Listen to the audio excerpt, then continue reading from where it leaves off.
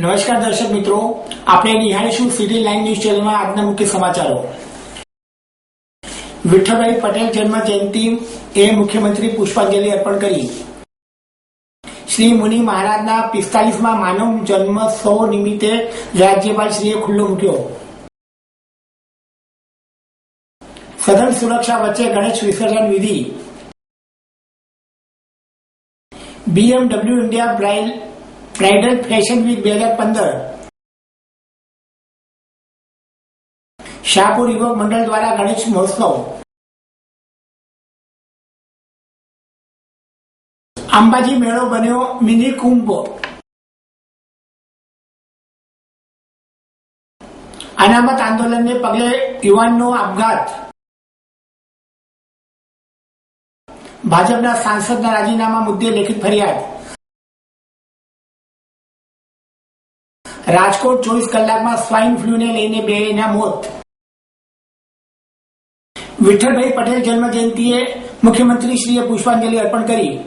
મુખ્યમંત્રી શ્રીમતી આનંદીબેન પટેલે સ્વર્ગીય વિઠ્ઠલભાઈ પટેલની 143મી જન્મ જયંતિએ વિધાનસભા પટાંગણમાં તેમની પ્રતિમા સમક્ષ પુષ્પાંજલિ અર્પણ કરી હતી.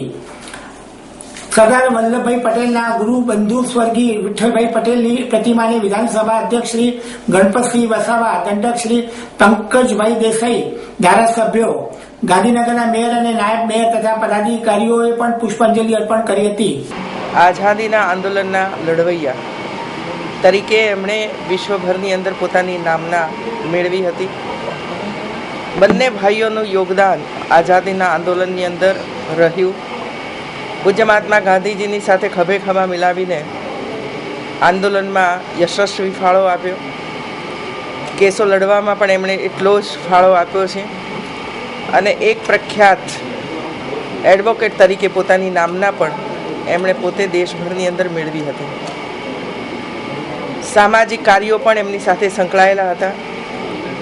શિક્ષણ તરીકે પણ એમણે પોતાની નામના મેળવી હતી અને એમના સમયની અંદર જે શિક્ષણનો વ્યાપ વધ્યો નહોતો એ શિક્ષણનો વ્યાપ વધારવામાં પણ એમનું યોગદાન મહત્ત્વનું રહ્યું છે. અને એટલા માટે આજે જ્યારે એમનો જન્મદિવસ છે ત્યારે એમણે જે રાહ આપણને બતાવ્યો છે, રાહ ઉપર આપણે સૌ ચાલીએ અને દેશ અને ગુજરાતનું નામ વિશ્વની અંદર રોશન કરીએ. શ્રી મુનિ મહારાજના 45મા માનવ જન્મોત્સવને રાજ્યપાલશ્રીએ ખુલ્લો મૂક્યો. જેનાચાર્ય શ્રી નમ્ર મુનિ મહારાજના 45મા માનવ મહોત્સવ અમદાવાદ શ્રી વૃષભ જૈન સંઘ દ્વારા યોજવામાં આવ્યો હતો. તેને ખુલ્લો મૂકતા રાજ્યપાલશ્રીએ જણાવ્યું હતું કે સંતો, મહંતો, આચાર્યો દ્વારા વાસ્તવિક શિક્ષણ અપાય છે.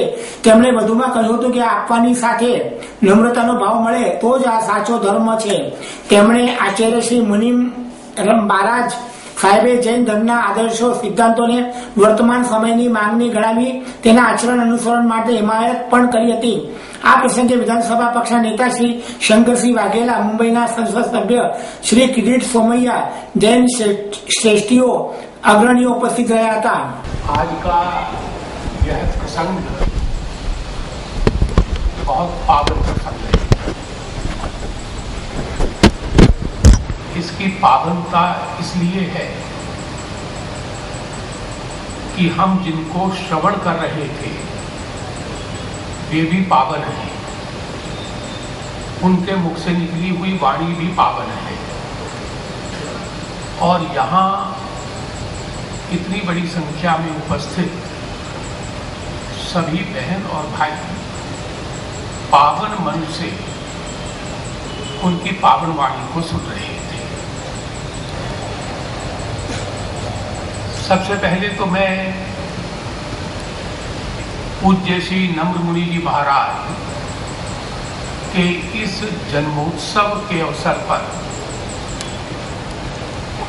उनको बधाई देता हूँ, उनके लिए मंगल कामनाएं करता हूँ. ईश्वर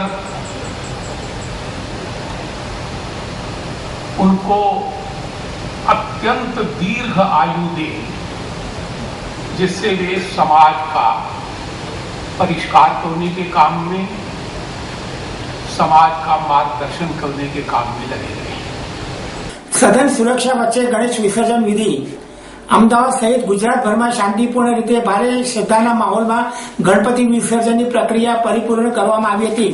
ગણેશ ભગવાનની પૂજા અર્ચના કર્યા બાદ 10 દિવસના ગાળા બાદ ગણપતિ બાપ્પા મોરિયાના નાદ વચ્ચે ગણેશ મહોત્સવ ભાવનાશીલ રીતે વિદાય આપવામાં આવી હતી. પ્રાપ્ત માહિતી મુજબ અમદાવાદ શહેરમાં પણ જાહેર રીતે 1500 થી વધુ ગણપતિઓ અને નાના મોટા ગણપતિઓ મૂર્તિ મળીને હજારોની સંખ્યામાં ગણેશ ભગવાનની મૂર્તિઓનું વિસર્જન કરવામાં આવ્યું હતું. ગણેશ વિસર્જનની પ્રક્રિયા દરમિયાન કોઈ પણ પ્રકારની અવ્યવસ્થા ન સર્જાય તે માટે કોર્પોરેશન દ્વારા 22 જગ્યાએ મૂર્તિ વિસર્જન માટે કુંડ બનાવવામાં આવ્યા હતા. અમદાવાદ શહેરના જૂના બ્રિજ અને નદીના કિનારે હાઇડ્રોલિક ક્રેન સાથે ટીમો તૈનાત કરવામાં આવી હતી. ગણેશ વિસર્જનને ધ્યાનમાં લઈને સઘન સુરક્ષા વ્યવસ્થા પણ રાખવામાં આવી હતી. અમદાવાદ શહેરમાં ગણેશ વિસર્જનને ધ્યાનમાં લઈને 13,000 થી વધુ પોલીસ જવાનો ઉપરાંત SRPની કંપનીઓ, હોમગાર્ડ જવાનો, CCTV કેમેરા દરેક જગ્યાએ મૂકવામાં આવ્યા હતા. અમદાવાદ ઉપરાંત રાજ્યના મોટા શહેરો સુરત, વડોદરામાં કૃત્રિમ તળાવો પણ ઉભા કરવામાં આવ્યા હતા. લાખોની સંખ્યામાં શ્રદ્ધાળુઓ ઉમટી પડ્યા હતા. રવિવાર હોવાથી વધુ સંખ્યામાં લોકો અને શ્રદ્ધાળુઓ પહોંચ્યા હતા. ફાયર બ્રિગેડના 170 થી વધુ જવાનોને વિસર્જનના સ્થળ ઉપર ગોઠવી દેવામાં આવ્યા હતા. આ ઉપરાંત બચાવ નૌકાઓ, સ્પીડ નૌકાઓ, rescue jacket, flood light, emergency light પણ ગોઠવવામાં આવી હતી. ટૂંકમાં શાંતિપૂર્ણ રીતે ગણેશ વિસર્જનની પ્રક્રિયા પૂરી પાડવામાં આવી હતી. મોડી રાત સુધી આ પ્રક્રિયા ચાલુ હતી. ગણેશ વિસર્જનને લઈને સવારથી શ્રદ્ધાળુઓમાં ભારે ઉત્સાહ જોવા મળ્યો હતો. જુદી જુદી જગ્યાઓ પણ સ્થાપિત કરવામાં આવેલા પંડાળ ખાતેથી શ્રી ગણેશ ભગવાનને શ્રદ્ધાપૂર્વક જુદા જુદા વાહનોમાં લઈ જવામાં આવ્યા હતા. ઢોલ, નગારા અને સંગીતના તાલ ઉપર સરઘસ કાઢવામાં આવ્યા હતા, જેમાં મોટી સંખ્યામાં લોકો જોડાયા હતા.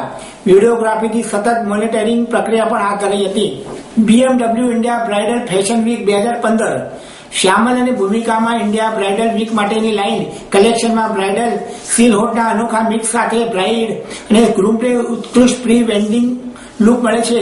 મુખ્યત્વે રાજવી ભારતીના રાજવી રિવાજોને પ્રેરિત અને વર્તમાન કલેક્શનના રોમેન્ટિક થીમથી પ્રેરિત ડિઝાઇન આપણને ભવ્ય અનુભવ થાય તેવા ઇવનિંગ મૂડમાં પરિવર્તિત કરતા કલેક્શનનું નિર્માણ કર્યું છે.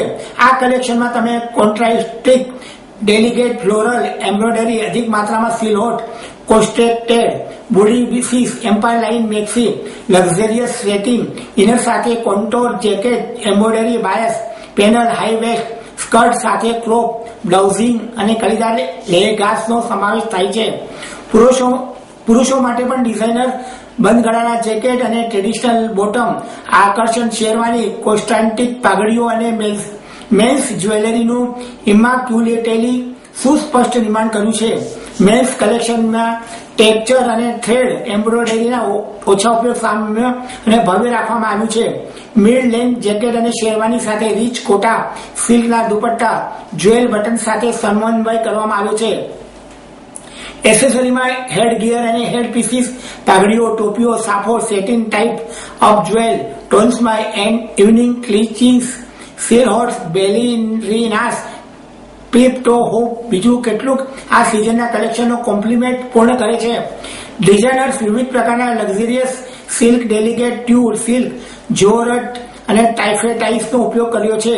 સરફેસ ઓર્નામેન્ટ્સ સજાવટ વિવિધ ભારતીય પ્રકારની હેન્ડક્રાફ્ટેડ એમ્બ્રોઇડરી જેવી મારોડી, જરદોશી, ગોટા, પીતા સાથે વિવિધ એમ્બેસેલિંગમેન્ટ્સ સાથે ઇવનિંગને સ્ટનિંગ લુક મળે છે. Flat gold texture, vintage inspired satin thread work, intricate building, sparkly sequin અને પર્સ સાથે હેન્ડક્રાફ્ટેડ એમ્બ્રોઇડરી ભવ્ય ભારતીય અનુભવ પામે છે. Vermilion red, champion gold, emerald green, Pompeian red, Turkish blue વગેરે વ્યાપક બ્રાઇડલ કલર સાથેના અનોખો મિશ્રણ દરેક પ્રકારની ટેસ્ટ અને વ્યક્તિત્વ માટે પસંદગીનો વિકલ્પો આપે છે. ભૂમિકા શોધને કહ્યું હતું કે અમારા ધ્યાનમાં પીરિયડ અને વિન્ટેજ ફેશન સાથે આધુનિક સમયની સંવેદનશીલતાવાળા હસ્તકલા પ્રિય કરદાનો સમર્થકોને છે, જે વિશેષ દિવસ માટે સામાન્ય કરતા કંઈ વિશિષ્ટ છે.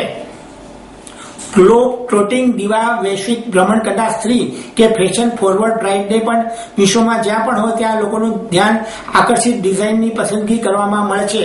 શાહપુર યુવક મંડળના ગણેશોત્સવ અમદાવાદ ખાતે શાહપુર યુવક મંડળ દ્વારા છેલ્લા 5 વર્ષથી ગણેશ મહોત્સવનો કાર્યક્રમ ખૂબ જ ધૂમધામથી જોવામાં આવે છે. શાહપુર તેમજ તેની આજુબાજુથી ખૂબ જ ઉત્સાહપૂર્વક ભાગ લે છે. ગણેશ મહોત્સવ દરમિયાન ગરબા જેવા સાંસ્કૃતિક કાર્યક્રમોની સાથે બટુક ભોજનનું પણ આયોજન કરવામાં આવે છે. આ બટુક ભોજનમાં શાહપુર, ગોલવાડ તેમજ તેની આસપાસના ભક્તો તેમજ દાતાઓ ખૂબ જ શ્રદ્ધાપૂર્વક સહકાર આપે છે. આ વર્ષે તારીખ 26મી સપ્ટેમ્બર શનિવારની સવારે 8:30 કલાકે સત્યનારાયણની કથા તેમજ આ કથામાં 12 યુવકો બિરાજમાન થયા હતા. ત્યારબાદ બટુક ભોજનનું આયોજન કરાયું હતું.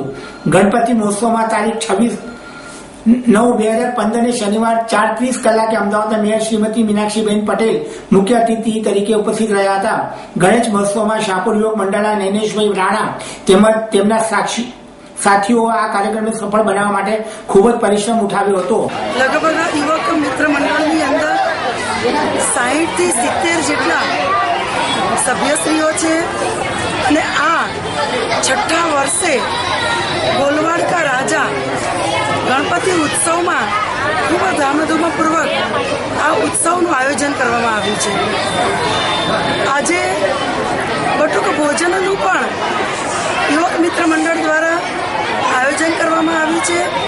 હું સૌ યુવક મિત્ર મંડળને ખૂબ ખૂબ અભિનંદન પાઠવું છું. યુવાન મિત્રો આટલા ધાર્મિક પ્રસંગોમાં અને ધાર્મિક ઉત્સવોમાં ઉત્સાહભેર ભાગ લે છે એ ખૂબ જ સારી બાબત કહેવાય. અને આવા ને આવા પ્રસંગો એમના દ્વારા પછી એ નવરાત્રિ મહોત્સવ હોય કે હોળી ધૂળેટીનો પ્રસંગ હોય કે પછી નવું વર્ષનો ઉજવણીનો પ્રસંગ હોય, દરેક કાર્યક્રમો આ શાહપુરના યુવક મિત્ર મંડળ તરફથી ખૂબ ધામધૂમપૂર્વક ઉજવાય છે. અહીંના સૌ એટલે કે નાના બાળકોથી માંડીને વૃદ્ધો, મહિલાઓ અને ભાઈઓ સૌ કોઈ આમની સાથે જોડાય છે અને ઉત્સાહમાં સૌ કોઈ ઉમેરો કરે છે અને ખૂબ ધામધૂમપૂર્વક ઉત્સાહથી આ દરેકે દરેક પ્રસંગો આ યુવક મંડળ તરફથી ઉજવવામાં આવે છે. હું સૌને ખૂબ ખૂબ અભિનંદન પાઠવું છું.